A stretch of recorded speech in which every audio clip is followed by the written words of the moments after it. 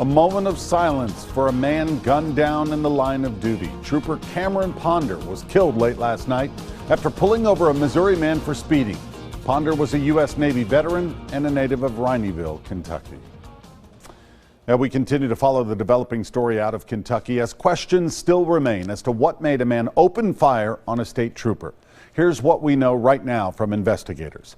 It all started late last night along I-24 when Kentucky State Trooper Cameron Ponder pulled over a vehicle for speeding in Lyon County. Joseph Johnson Shanks was behind the wheel, driving on a suspended license. 2 women and 2 children under the age of 6 were also in the car. Johnson Shanks drove off from the traffic stop, hitting speeds of 115 miles per hour. During that chase, Johnson Shanks hit the brakes, causing Ponder's cruiser to slam into the back of his car. That's when Johnson Shanks opened fire from his car, hitting and ultimately killing Trooper Ponder. Johnson Shanks was found in the woods hours later and was shot and killed after refusing to put down his weapon. Trailhand Bill, reporting live from South Florida, man. I'm at home tonight, y'all.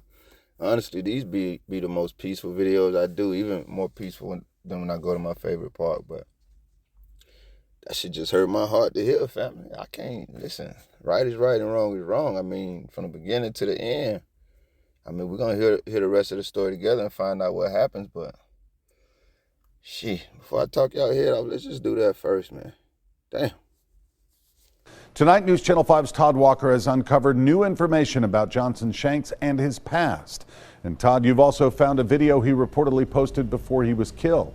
Yeah, Rory, that video is reportedly Johnson Shanks saying he's done something he's going to regret.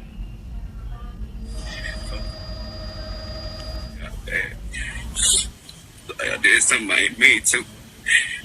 I'm regret it. This Snapchat video circulating on the internet is believed to be the last message from Joseph Johnson Shanks. Shanks was shot dead this morning after he allegedly shot and killed Kentucky State Police Trooper Cameron Ponder along I-24 last night. Johnson Shanks was from the St. Louis, Missouri area, and a Facebook page said to be his showed him involved in protests in Ferguson last year. But other photos on the page appear to show him posing and smiling with police officers during the time of the protests. The police chief in Florissant, Missouri said they had dealt with Johnson Shanks before, but never like this. Our dealings with him have been very minor, nothing serious. Even looking kind of at his history, I mean, there's been a few things in there that would indicate some type of violence, but nothing that would lead you to believe that he would gun on a Kentucky State Trooper in the middle of the night. Johnson Shanks was pulled over for going 103 miles per hour on the interstate. Kentucky State Police say Johnson Shanks was not going to be arrested. In fact, Trooper Ponder was reportedly trying to help the man who was driving 2 women and 2 young children by booking them a hotel room for the night until they could be picked up by someone who could legally drive. From time to time, our troopers do things like that. That's just one of the things that he was trying to do. He was trying to help them out, and for an unknown reason, the driver fled off. Was 31 years old. He was a Navy veteran and had only been a member of the Kentucky State Police since January. In the newsroom tonight, I'm Todd Walker, News Channel 5. Todd, thanks for that new information. There was an arrest in connection with this shooting. Johnson Shanks' niece, Ambria Shanks, was taken into custody. She was one of the women in the car with him during the traffic stop and chase. The 18-year-old is charged with hindering capture. And of course, we will continue to follow this developing story and bringing the latest both here on air and online at newschannel5.com. I guess I'll go for the low-hanging fruit first here, man.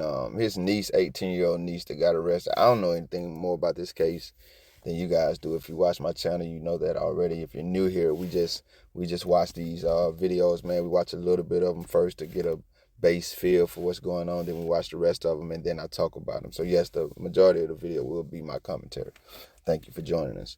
Shout out, what's up with to the rest of y'all. Yeah, man, I think his niece probably got arrested for, she's 18, man. There's a lot going on. And that charge they gave her, she probably just running off at a mouth, not putting her hands behind. I don't know, just something petty considering how this entire thing unfolded. So let's talk about the gentleman. And I'm sorry, guys, I'm not even going to try to remember the names. I don't remember names, guys. I remember what to me is, you know, what sticks out to me. Let me say it like that so I don't offend anyone. And names don't unless I know you and you got a huge personality. So the gentleman who initiated this violent situation. Seemingly, I don't know. Maybe I shouldn't even say that. I got to call him the black dude and the white dude. And it's not a race thing here. That's just the thing that sticks out to me the most. And I'll change it after I tell you this. So the black guy, you know what I mean, who was in the car with the girls, the gentleman, the young ladies and the 2 kids, he was 25 years old, according to the print article. And I will put that in the comments, the descriptions and the comments. The cop was 31 years old, you know what I mean? So, and I'm not going to disrespect these guys like this. Let me go get their names. And maybe you guys already caught it, but this story just keeps getting wilder because they're both named Joseph. It's just crazy. So yeah. All right, man. Joseph the black guy, man. He black, and Joseph the white guy. Okay, cool. So like I say, Joseph the black guy, he's 25. Joseph the white guy, he's 31. I'm so interested. I hope you too pushes this video out there. I want to hear what you guys have to say about this, man. I'm tell you something, man. This shit got me sick to my stomach, family. I can't tell you no lies, man. I'm not a fan of senseless violence. I don't care who the victim of it or the perpetrator of it is. I don't get no damn. I'm not a fan of senseless violence. We don't need to be out here hurting people for nothing just to get our kicks off or whatever, man. Like, it's not okay. I don't get no damn. I don't get no damn. I don't get no damn. So like this has broke my heart all the way around. But then as you hear more about this story, I want to just update you guys in case you don't read the print article. When this chief or sheriff, I can't remember what his position was, says, well, maybe that was a little something in his past that would indicate violence, but nothing like this. In my mind, I'm gonna be honest with you, they all guilty until proven innocent to me. So I'm expecting like, yo, bro, you about to try to spin this, et cetera, et cetera. I gotta give him his credit. He didn't spin it. But I still thought, well, maybe he just threw that in there to try to, but then he didn't spin it. So even if I was thinking he just threw that in there like they do to try to demonize the person they're calling the suspect, the fact that he never he didn't add more on top of it, he didn't sauce it up. So I'm like, well, yeah, he might have been doing that, but it don't. My logical conclusion is no, it's probably what it is. And what you will find out when you read the print article is that he had got arrested for not appearing in court for a destruction of property charge. So I'm gonna be honest with you, the way that cop described that, when he said, yo, he had a little something in his past that may make you think he would be, capable of violence, but nothing like this. I mean, he described that perfectly. And the other charge that he had that they spoke about was he got caught stealing some lottery tickets or something. So it begs the question, man, what in the hell made this 25-year-old petty criminal turn into a high-speed murderer, man? I gotta be honest with you guys. Yes, maybe there's much more context to this story, but I don't believe they embellished the way it happened much at all. I don't believe, but then here I go sounding stupid because I know you can't trust cops. But what the hell happened here, family? Because I would have to research this story, and I didn't. We got this video. I did a little, I read a print article, but there are no big, red flags being waved by, this Joseph, the person they're calling a suspect, by his side, saying, hey, no, that's not what happened, and the officer wasn't really trying to help them, et cetera, et cetera. Maybe if I dig a little deeper, I'll see that. But for all intents and purposes, guys, just like we go with the information we have on all of these stories, and then we delve into them, with what we know about cops and what we know about Americans, et cetera, et cetera. On the surface of this, man, it really sounded like this dude got pulled over by some cops. He had these young women in the car with him and the kids, and the cop was really about to bless him and do something for him. Probably because the woman and the kids was in the car, but who gives a damn? He was about to do it. And then you turn this situation into something else. I would love to know, I probably will research this story behind the scenes, guys, and maybe I'll mention what I found out in another video or something, or maybe in the comment section. But what makes a 25-year-old, at best, petty criminal turn a traffic stop into a murderous scene? They were sitting there.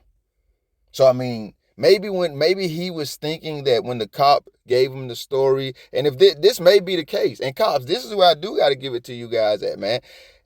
This state trooper, this Kentucky state trooper said, nah, man, I'm finna bless y'all. And Tommy Norman, man, if you don't know Tommy Norman, put that in your search engine. There are people who wear this uniform that are out here doing great things for the community, but we still have to talk about the entire 360 coin. I'm sorry, not 360. Yeah, 360 circle and two-sided coin. We're not going there in this video, but it's not like something that's absolutely unheard of or unthinkable for a cop to be doing something for citizens like this. It happens. You see what I'm saying?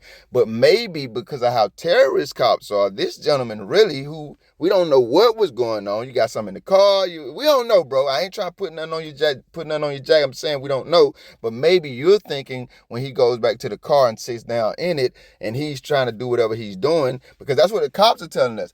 We don't know if that's what he was doing. I'm giving you a lot of benefit of the doubt because the story's so damn tragic, Officer Joseph. Even rest in peace to you, but you still was part of a damn terrorist gang. So they're telling us this is what you were doing. And the more I just talk about this, the more I'm saying, well, hold up, bro. We don't really know that shit. But like I said, it's not unheard of. But maybe this guy, though, back to what I was saying, is thinking he just told us that and he really about to call his gang partners like they usually do. And it's about to go all the way left because I might got a little weed in here. I don't know. I ain't trying to put nothing on his jacket. I'm just trying to make it make sense of why that situation would have evolved like that and escalated like that. I don't, without, going into it. As I stated, I'm interested to hear what you guys have to say. But according to them, then he sped off. He got pulled over speeding, and he sped off again. Can we just be honest, guys? Can we talk about this like we would be talking about it if the roles were reversed and this guy was a cop? Is it just possible my man was high as hell or something? Is it possible that they all were getting high or something and he was paranoid? I don't know, guys. I hate if I got to choose between who's possibly innocent or who's possibly guilty and my choices are cops and citizens, I'm going with the citizens 1,000% of the time until I see evidence otherwise. I'm persuaded by evidence, not my emotions or anyone else's. But cops have evidence that they ass can't be trusted and they're guilty until proven innocent. So maybe that's what he was thinking in this situation. And that's why I say I will give it to cops. Like, y'all got to own that, bro, because y'all are the reason that we see y'all as terrorists. Even though some terrorist shit happened in Kentucky, when I see a Georgia cop, I'm seeing terrorists. When I see a Florida cop, a New York cop, a Cali cop, a Boston cop, you keep on. Like, I just see a terrorist, man. I see the shit that y'all commonly doing throughout our nation. So I can't trust y'all lying motherfuckers. The highest court that says y'all can lie. So you say you're going to get me and my people a hotel. I don't know, man. We black as hell. You white, family. I'm not saying that's what happened. But damn it, don't blame me for thinking it could be a possibility when you motherfuckers have historically proven that it's a high probability. Possibility is a high probability that this is about to go left. And that left is going to be turned toward my ass. Which brings me to something. I would hope,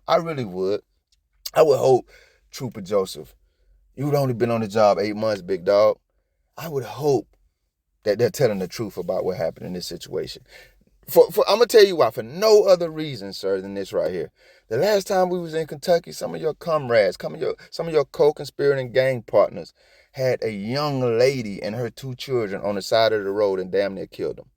I'm not putting no picture of the video in this one, guys. The link will be in the description, Lord willing. We had like 3 or 4 Kentucky State troopers, 1 female and 2 dudes, and whoever the hell else was there in the background, because you know they can't come less than 40 deep for an acorn. So when it's 3 humans, even though it's just a woman and 2 kids, still 3 humans. Hell, they probably had 1,000 no matter. Anyway, what we see on camera is like 3 or 4 of them.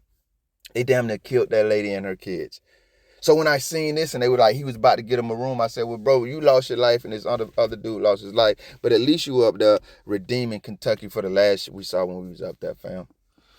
I know I said a lot in this video, and I'm just supposing that none of it don't change the fact that 2 families lost their loved one, you know what I mean? And I'm just absolutely puzzled, guys. Prayers for those families. What I should say, this video was 8 years ago. I meant to say that earlier. It probably sounds so superficial saying it now, guys. This video was 8 years ago, so it happened like in 2015 or something like that. But once again, to me, it was a very compelling and provocative story. So I'm interested to see if any of you guys have any comments about it. I don't know what else to say, man. Trailhand Bill, I'm out. I lied, man. That I didn't look up that video he made, but they do have links to it in the print article that I'm going to share. I don't know if they actually link to it. Sometimes those links don't even work anymore. But if it was on the internet in 2015, 9 times out of 10, it's still out there. That video, man, I did something I'm going to regret. I mean, doesn't that kind of tell the story right there about how this thing transpired? Don't we, if we follow that confession right there, that audio recording that he made himself on that video, do we have to then go back and say, damn, this cop was really trying to do something for somebody and he lost his life, man? But also I'll add to that, because I was thinking it while they were telling that part of the story, and I was maybe buying into it a little bit or more than I should. once again, I just reiterate, man, that's the same grief that we as Americans feel every time y'all do something to people we love, and then you just go home, man, paid vacation, no processions, no speeches at the podium, telling lies or truths about the people that you murdered that we love. So that should go both ways, man. We can't be the only ones with bleeding hearts. Then again, maybe we can. I just don't think we should.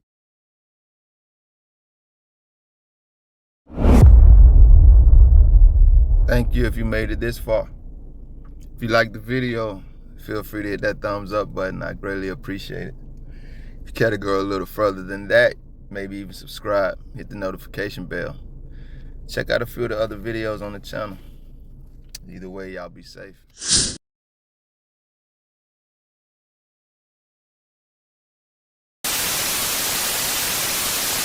Morgan Branch. I got my children in the car. You better back. You better back. Shut my door up. Don't tell me what. Shut my door. Do. I run this. You better get out of my face. My children are in the car. Get out of the car.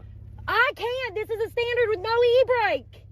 Well, I ain't doing anything wrong. What the is this? You will not take my phone. This is a normal traffic violation, and you are in denial of rights under the color of law. Put your finger in my. I am buckled. I am no threat to you. You will back the up. Get your superintendent now. This is denial of rights under the color of law. My vehicle will drive off. You're going to get out Put of the the car. emergency brake on. Ma'am, you will be. Get your lieutenant right now. Forgive us if we don't know how y'all gonna act. We have a few reasons to be concerned.